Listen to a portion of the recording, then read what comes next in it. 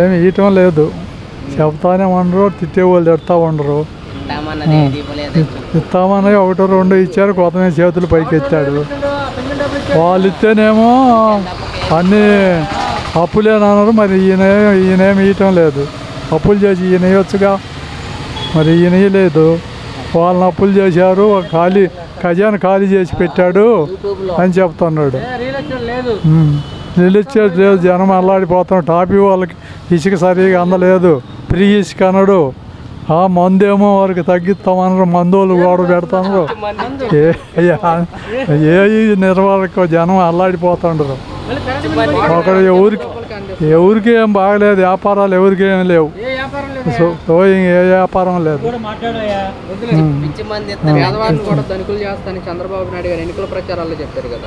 చెప్తారు, వాళ్ళ ప్రచారం వాళ్ళు జరుపుకోవాలిగా, చెప్తారు. ఇక్కడ జనానికి తెలియాలిగా ఎవరు ఇచ్చేది ఇవ్వండి. సరే, ఓకే. వైసీపీ వాళ్ళు అంటున్నమాట, ప్రభుత్వం వచ్చి 6 నెలలు అవుతున్న పథకాలు అమర్చట్లేదు, మా ప్రభుత్వం మనకు వచ్చినట్లయితే పథకాలు అమలు చేసే వాళ్ళు అంటారు. నిజమని అంటారా? నిజమే, వచ్చే వచ్చే 100కి 100 రూపాయలు. వాళ్ళు వచ్చే అన్నీ ఎరుకు టెక్క ఇచ్చి జనం అందరూ సంతోషించేవాళ్ళు, పాటలు పాడేవాళ్ళు. ఏమి ఇవ్వటం లేదు, ఒక పాట కూడా. వాళ్ళు చెప్పినవి అవి సూపర్ చిట్స్ అయిపోయింది, ఏమి లేదు.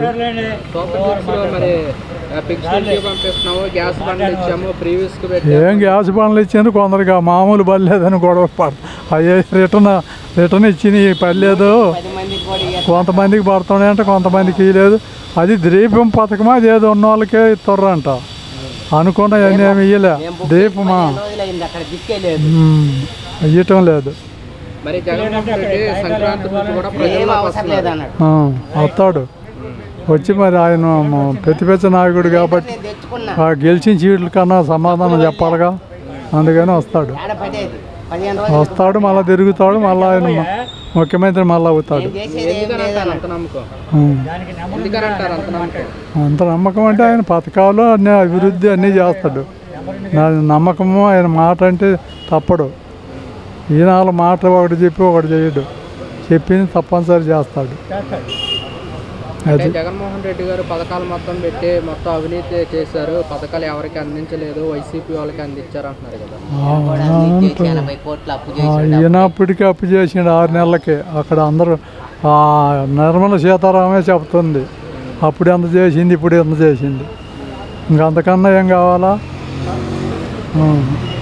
అంటే ఇప్పుడు జగన్మోహన్ రెడ్డి ప్రభుత్వాలు అందించిన పథకాలు ఇప్పుడు ప్రజలు మొత్తం గుర్తు చేసుకుంటున్నారు. ఇప్పుడు జగన్మోహన్ రెడ్డి అంటే మనకి అన్ని పథకాలు వచ్చాయని జగన్మోహన్ రెడ్డి గారు అంటున్నారు.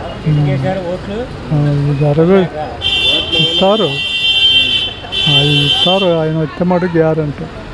జగన్మోహన్ రెడ్డి ప్రభుత్వం మీద వ్యతిరేకత వల్లే కూటమి ప్రభుత్వాన్ని పట్టం కట్టారంటున్నారు కదా. మరి జరుగుతూ ఉంటాయి, ఇంకా ఎన్ని చెప్పాలంటే ప్రజల నిర్ణయం కదా. వాళ్ళు ఏం చేశారో ఏమైందో జనానికి తెలుసు, వచ్చిన తర్వాత ఏదో చెప్తారు, అవన్నీ మామూలే. 2019లో 150 సీట్లు గెలిచింది, ఇప్పుడు 11 సీట్లకే పరిమితం అయిపోయింది. ఏంటంటారు కారణాలంటే ఏం చెప్తారు? పరిమితమైందంటే వాళ్ళ ఎత్తుగడలకి ఈయన అవుతుందని అనుకోలేదు. ఏదో తప్పు జరిగిపోయిందో జనాన్ని అందరికీ తెలుసు, లేకుంటే ఆయనే ముఖ్యమంత్రి. ఇప్పుడు మరి ప్రజల్లోకి వెళ్తున్నారు, మరి వైసీపీ పార్టీ పుంజుకునే అవకాశం ఉంటుందంటారా 2029కి? అవకాశం అంటే ప్రజలు ఇస్తే ఇక ఆయన పథకాలు చేస్తారని గ్యారంటీగా ఉంటుంది. మరి వైఎస్ఆర్ కాంగ్రెస్ పార్టీ నుంచి కొంతమంది రాజీనామాలు చేసి వేరే పార్టీలోకి కూడా వెళ్ళిపోతున్నారు కదా. రాజీనామా అంటే వాళ్ళు సంపాదించుకోవటానికి వాళ్ళ అవకాశాలు బట్టి పోతూ ఉంటారు. వాళ్ళు పోతే కొత్త వాళ్ళు 10 మంది వస్తారు. మరి పార్టీకి రాజీనామా చేసుకోతే మరి పార్టీకి బలం తగ్గిపోతుంది కదా. ఏమీ తగ్గదు, వాడు పోతే ఇంకొకరు పుట్టుకొస్తారు. 10 మంది ఉన్నారు. ఆంధ్ర రాష్ట్రంలో జనం కరువా, చాలామంది ఉండరు. పోయినోడు పోతాడు, ఉన్నవాళ్ళు వస్తూ ఉంటారు, అది మామూలే.